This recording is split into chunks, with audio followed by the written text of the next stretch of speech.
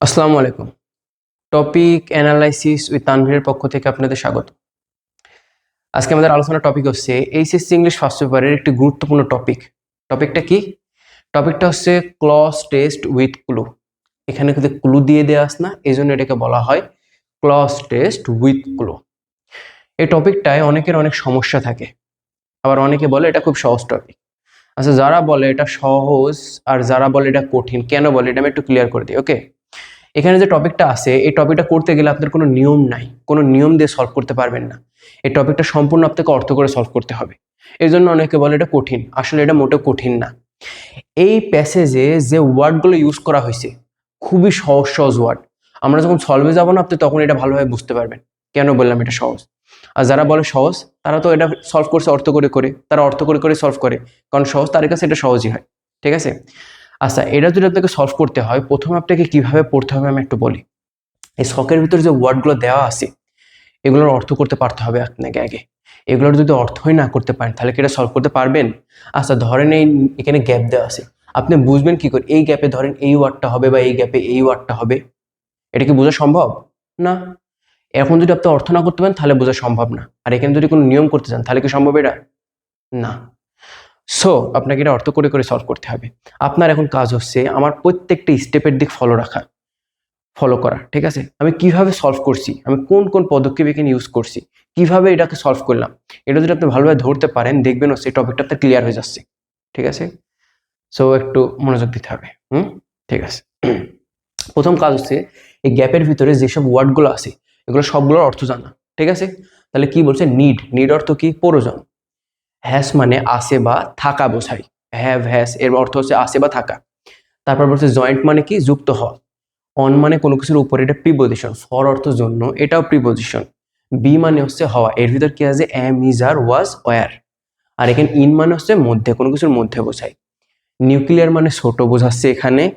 At মানে কোনো ছোট কোনো কিছুর মধ্যে বোঝায়। ঠিক আছে? তারপর হচ্ছে এক্সটেন্ডেড অর্থ যৌথ বা বর্ধিত। শেয়ারিং মানে ভাগাভাগি করে নেওয়া। আর ওয়ার মানে ছিল। এইবার আপনার কাজ হচ্ছে এই প্যাসেজ যখন আপনি চলে আসবেন, এবার কাজ হচ্ছে এটা ধরা যে এটা প্রেজেন্টের নাকি পাস্টের। যদি প্রেজেন্টের হয় তাহলে ভার্বগুলো কিসে হবে? সব প্রেজেন্টে হবে। আর যদি পাস্টে হয় তাহলে ভার্বগুলো কি হবে? সবই পাস্টে হবে। তাহলে আমি বুঝবো কি করে এটা প্রেজেন্ট আছে না পাস্টে আছে? এর জন্য আপনি খেয়াল করতে হবে ভার্বের দিকে। ভার্ব দেখি। ঠিক আছে? এখানে কি দেওয়া আছে একটু দেখেন তো। এখানে দেওয়া আছে হচ্ছে লিভস। আবার আরেকটা দেখি কি দেওয়া আছে, এখানে ইজ। আচ্ছা, আমাকে বলেন তো এখানে যে ভার্বটা দেওয়া আছে ইজ, এটা প্রেজেন্টে আছে না পাস্টে আছে? অবশ্যই প্রেজেন্টে আছে। এখানে যে লিভস ইউজ করা হয়েছে এটা প্রেজেন্টে আছে না পাস্টে আছে? প্রেজেন্টে আছে। তাহলে ভার্বগুলো কিসে হবে? এবার এখানে যেগুলো ভার্বগুলো ইউজ করব সবই প্রেজেন্টে হবে। ওকে, তাহলে আমরা এটা শুরু করে দিই। এবার দেখেন এটা কতটা সহজ। এখানে বলছে মহিমা। মহিমা আছে না? Mahima lives in and dash family. এখানে একটু খেয়াল করেন মহিমা মহিমা কি পরিবারে জন্মগ্রহণ করে। এখানে দুইটা ওয়ার্ডই আছে, একটা হচ্ছে এক্সটেন্ডেড যৌথ হবে অথবা নিউক্লিয়ার ছোট। এবার আপনি এটা বুঝতে পারবেন কখন দুইটার ভিতর কোনটা হবে। এটা যদি সম্পূর্ণ শেষ করেন তাহলে বুঝতে পারবেন যে এটা শিওর হবেন যে এখানে এক্সটেন্ডেড হবে নাকি নিউক্লিয়ার। এখন আমরা শুরুতে দুইটা ওয়ার্ডই ধরেন বসায় রাখলাম, এক্সটেন্ডেডও হতে পারে নিউক্লিয়ার হতে পারে। মহিমা একটি ছোট পরিবারে জন্মগ্রহণ করে, বাস করে, একটি ছোট পরিবারে বাস করে। অথবা কি দিতে পারি? মহিমা একটি যৌথ পরিবারে বাস করে বা বসবাস করে। বলতেই পারি। এটা কি ভুল হবে? ভুল হবে না। তার মানে এখানে দুইটা ওয়ার্ড ছিল, আমি দুইটা ওয়ার্ডই ধরে রাখলাম। এবার এটা যখন আমি সলভ করবো তখন আমি ক্লিয়ার হবো যে এখানে এক্সটেন্ডেড হবে নাকি নিউক্লিয়ার হবে। ওকে, তারপরে দেখি কি এখানে বলছে she dash a first year college student. সে হচ্ছে কলেজের প্রথম বর্ষের কি? ছাত্রী। সে হলো কলেজের প্রথম বর্ষের ছাত্রী, সে হয়। আচ্ছা, হওয়ার ইংলিশ কি? বি। আমরা জানি এখানে বি কয়টা আছে? একটাই আছে, একটাই আছে না? এবার বির ভিতরে আমরা জানি কি আছে? Am, is, are, was, were. তাহলে এখানে কি হবে? যেহেতু এটা প্রেজেন্টের তাহলে শির সাথে কি হবে? এম, ইজ, আর এর মধ্যে এম, ইজ, আর হচ্ছে প্রেজেন্টে, তাহলে কি হবে? She is. এখানে হলো কি? She is a first year college student. সে হচ্ছে কলেজের প্রথম বর্ষের ছাত্রী। তারপরেরটা পড়ি আমি এবার। এখানে একটু খেয়াল করেন, এখানে বলছে হার অ্যানুয়াল এক্সাম। তার যে অ্যানুয়াল এক্সাম আছে বলছে আর নকিং ড্যাশ দ্য ডোর। আমরা জানি দরজায় কড়া নাড়া যখন বোঝায় তখন কি ইউজ করি? এই যে ক্নক আস না, KNOC কে, ক্নক অ্যাট। এই ক্নক অ্যাট অর্থ কি জানেন? দরজায় কড়া নাড়া। তার মানে আমাকে দেখতে হবে গ্যাপের ভিতরে অ্যাট আছে কিনা। তাহলে এই যে এখানে কি আছে, গ্যাপের ভিতরে অ্যাট আছে, তাহলে এখানে হলো কি হার অ্যানুয়াল এক্সাম আর নকিং এট দ্য ডোর। তার যে পরীক্ষা আছে না, পরীক্ষা খুব কাছাকাছি চলে আসছে, মানে দরজায় করানো আসছে, এত কাছে তার পরীক্ষা, ঠিক আছে। তারপরে এখানে কি বলছে, সুতরাং শি ড্যাশ টু স্টাডি এ লট। আচ্ছা, যেহেতু তার পরীক্ষা চলে আসছে, তার কি দরকার এখন এই সময়, অনেক পড়ালেখা দরকার। এ লট মানে অনেক, স্টাডি বলছে তার অনেক পড়ালেখা করার প্রয়োজন। তাহলে এখানে দেখেন তো নিড মানে কি, প্রয়োজন, তাহলে কোন ওয়ার্ডটা হবে এখানে, নিডই হবে। তাহলে এবার একটু খেয়াল করেন, এখানে বলছে শি কোন পারসন, শি হচ্ছে থার্ড পারসন সিঙ্গুলার নাম্বার। এবার যেহেতু ভার্বগুলো যেগুলো হবে এগুলো প্রেজেন্টে হবে, আর আমরা জানি সাবজেক্ট যদি থার্ড পারসন সিঙ্গুলার নাম্বার হয় ভার্বের সাথে এস বাই এস যুক্ত হয়। তাহলে এখানে কি হবে, শি নিডস টু স্টাডি এ লট, তার অনেক পড়ালেখার প্রয়োজন, পড়ালেখা করার। এবার এখানে কি বলছে একটু দেখেন, বলছে but condition in her family, তার পরিবারের অবস্থা are not suitable dash her study, তার পড়ালেখার জন্য কি সুইটেবল মানে কি উপযুক্ত, আর আমরা জানি অ্যাপ্রোপ্রিয়েট প্রিপোজিশন হচ্ছে সুইটেবল ফর মানে কি উপযুক্ত। এই যে এখানে যে সুইটেবল আছে না, SUITABLE, সুইটেবল ফর, এই সুইটেবল ফর অর্থ কি জানেন, উপযুক্ত। তার মানে এখানে দেখেন তো কি হবে, এই অ্যাপ্রোপ্রিয়েট প্রিপোজিশন যেগুলো থাকে তার কোনো পরিবর্তন হয় না। একটা ওয়ার্ড থাকে তার সাথে যে প্রিপোজিশনটা বসবে ওই প্রিপোজিশনটাই বসবে, অ্যাপ্রোপ্রিয়েট প্রিপোজিশন বলা হয় এটাকে, ঠিক আছে, এর কোনো পরিবর্তন হবে না। তাহলে হবে কি এখানে সুইটেবল ফর, এখানে কি ফর আছে, এই যে ফর আছে, তাহলে এখানে হলো কি for, suitable for her study. বলছে তার পরিবারের যে অবস্থা ছিল তা তার পড়ালেখার জন্য উপযুক্ত ছিল না। ওকে, তারপর কি বলছে, যেহেতু দ্য ফ্যামিলি ইন হুইচ, তার পরিবার যেটিতে শি লিভস, সে বাস করে, ইন অ্যান এক্সটেন্ডেড ফ্যামিলি। তাহলে এবার একটু দেখেন এখানে কি ফ্যামিলি দেওয়া আছে, এখানে ফ্যামিলি দেওয়া আছে হচ্ছে এক্সটেন্ডেড, তার মানে এখানে হবে কি নিউক্লিয়ার হবে না এক্সটেন্ডেড হবে, অবশ্যই এক্সটেন্ডেড হবে, ঠিক আছে। তাহলে এখানে হয়েছে কি এক্সটেন্ডেড ফ্যামিলি, তার মানে সে যৌথ পরিবারে বসবাস করে। এখানে কি বলছে, as the family in which, তার পরিবার যেটিতে শি লিভস, সে বাস করে, ইন অ্যান এক্সটেন্ডেড ফ্যামিলি, বলছে সে একটি যৌথ পরিবারে বসবাস করে। She does not dash a room of her on, মানে বলছে যখন সে একটি যৌথ পরিবারে বসবাস করবে, যৌথ পরিবার কোনটাকে বলে, যেখানে অনেক মানুষ বসবাস করে, অনেক, তাই না, তাদের পরিবারের সব লোক মিলে একটা পরিবারে বসবাস করছে তারা, ঠিক আছে, তখনই তো আমরা তাকে যৌথ পরিবার বলবো, তাই না। এবার যদি যৌথ পরিবারে বসবাস করে তাহলে কি সে একটা রুম ওইভাবে ইউজ করতে পারবে, একটা আলাদা রুম, এমন কিন্তু সম্ভব না। একটা রুমে দেখা যায় 2-3 জন করে থাকা লাগে, কারণ পরিবারের সদস্যের সংখ্যা অনেক বেশি। এই জন্য এখানে কি বলছে, এখানে বলছে যে she does not dash a room of her on, তার নিজস্ব কোনো রুম নেই, ঠিক আছে। তার মানে আমরা জানি কি আসের ইংলিশ কি, হ্যাভ বা হ্যাস, আর এখানে দেখেন তাহলে কি আছে, হ্যাভ বা হ্যাস আছে, তার মানে হ্যাভ মানে আছে, তার মানে এখানে বলছে নেই, তার কোনো নিজস্ব রুম নেই।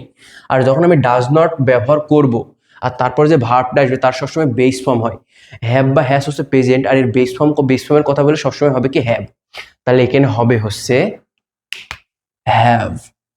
ওকে, এখানে বলছে তার নিজস্ব কোনো রুম নেই। তারপর কি বলছে, she is to dash her room with her younger brother and sister and at times with her cousins.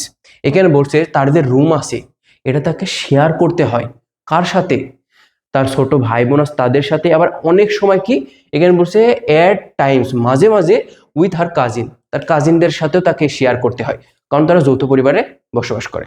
তাহলে এখানে একটু খেয়াল করেন, এখানে যে শি আছে, তারপর ইজ আছে, টু আছে, আমরা জানি টুর পর মূল ভার্বের বেস ফর্ম হয়, কিন্তু এখানে কি দেওয়া আছে, শেয়ার অর্থ কি ভাগাভাগি করে না, আছে দেওয়া আছে ভাগাভাগি করে না, এখানে দেওয়া আছে শেয়ারিং। তাহলে আমরা জানি টুর পর মূল ভার্বের বেস ফর্ম হয়, তাহলে কি এখানে কি আর আইএনজি হবে, তাহলে এখানে হয়ে যাবে হচ্ছে কি শেয়ার, তাকে তার যে রুম আছে শেয়ার করতে হয় তার ছোট ভাই বোন এবং অনেক সময় হচ্ছে তার কাজিনদের সাথেও। ওকে, হয়েছে। আচ্ছা, তারপরে এবার একটু খেয়াল করেন, এখানে বলছে কি বিসাইডস অর্থ এছাড়াও, besides being an extended family, বলছে বর্ধিত পরিবার হওয়া সত্ত্বেও, there is so much noise and confusion, বলতে একটি বর্ধিত পরিবার হওয়া সত্ত্বেও সেখানে আছে অনেক হইচই, অনেক কনফিউশন। ড্যাশ ইট বলতে পরিবারকে বলছে, পরিবারের মধ্যে, কোনো কিছুর মধ্যে যদি বোঝায় আমরা ব্যবহার করেছি ইন, তাহলে এখানে হবে কি ইন, এখানে কি ইন আছে, এই যে ইন আছে, ইনটা আমি খালি এখানে বসাই দিছি। তারপর কি বলছে, আন্ডার দিস অ্যাডভার্স সিচুয়েশন, এই অ্যাডভার্স অর্থ হচ্ছে প্রতিকূল, বলছে আন্ডার মানে নিচে, বলছে এই প্রতিকূল পরিস্থিতির নিচে বা এই প্রতিকূল পরিস্থিতিতে শি ক্যান হার্ডলি কনসেন্ট্রেট, এই হার্ডলি অর্থ কদাচিৎ, বলছে সে খুবই কদাচিৎ মনোযোগ করতে পারতো, মনোযোগ দিতে পারতো, কোথায়, তার পড়ালেখায়। আর এখানে একটা বিষয় জানি আমরা, হচ্ছে কনসেন্ট্রেট হচ্ছে অ্যাপ্রোপ্রিয়েট প্রিপোজিশন, এই কনসেন্ট্রেট অন অর্থ হচ্ছে মনোযোগ দেয়া,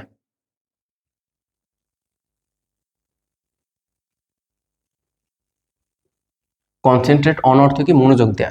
তার মানে এখানে কি অন প্রিপোজিশন আছে, তাহলে আমরা এখানে কি ব্যবহার করব, এখানে ব্যবহার করব হচ্ছে অন। কনসেন্ট্রেট অন কি, মনোযোগ দেয়া। অ্যাপ্রোপ্রিয়েট প্রিপোজিশনের কোনো পরিবর্তন হয় না, যেটা আছে সেটাই বসে যাবে। ওকে, তার মানে বলছে সে তার পড়ালেখায় কদাচিৎ মনোযোগ দিতে পারতো, ঠিক আছে। তারপর কি বলছে, নাও এখন, শি উইশ, সে উইশ করে, এখানে হবে হচ্ছে উইশ, উইশেস, সে উইশ করে এখন, ঠিক আছে। সে কি উইশ করে, যদি এমন উইশ যদি চলে আসে আর তারপরে যদি কোনো বিভার হয়, সবসময় ওয়ার হবে, এখানে শি থাকলেও কোনো সমস্যা নেই। আমরা জানি শির পর তো ওয়াস হয়, হির পরে তো ওয়াস হয়, যদি তার আগে যদি এই উইশ চলে আসে তাহলে হবে কি ওয়ার হবে, সব সময় ওয়ার হবে। তার মানে বলছে শি উইশ, সে আকাঙ্ক্ষা করে, she were in a nuclear family, সে যদি একটি ছোট পরিবারে কি করতো, থাকতো বা বাস করতে পারতো, এমন বোঝাচ্ছে, ঠিক আছে। বলছে কারণ যৌথ পরিবারে অনেক মানুষ থাকে, অনেক হয়েছে, অনেক সমস্যা, তাই সে বলছে যদি সে ছোট পরিবারে থাকতো বা জন্মগ্রহণ করতো তাহলে কিন্তু সে এত হয়েছে এর ভিতর থাকতো না, সে দেখা যাচ্ছে নিজের মতো পড়ালেখা করতে পারতো, অনেক কিছু করতে পারতো। এখন সে যৌথ পরিবারে সেটা করতে পারে না।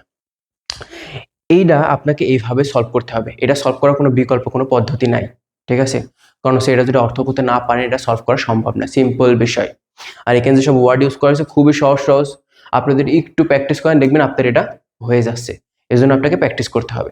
আর এখানে যে বোর্ড কোশ্চেনগুলো দেওয়া আছে আমি এটা প্রতিনিয়ত দেওয়ার চেষ্টা করবো এখন থেকে। আমি একটা সাজেশন দিয়ে দেবো সুন্দরভাবে, আপনাদের একটা গাইডলাইন দেওয়ার চেষ্টা করবো পরীক্ষার আগ পর্যন্ত। তো আপনারা চাইলে আমার সাথে যুক্ত থাকতে পারেন আপনাদের ভালো রেজাল্টের জন্য। ওকে, আজকের মতো এখানে শেষ করছি, আমি আবার আরেকটা ভিডিও নিয়ে আবার আসবো। ওকে, আল্লাহ হাফেজ।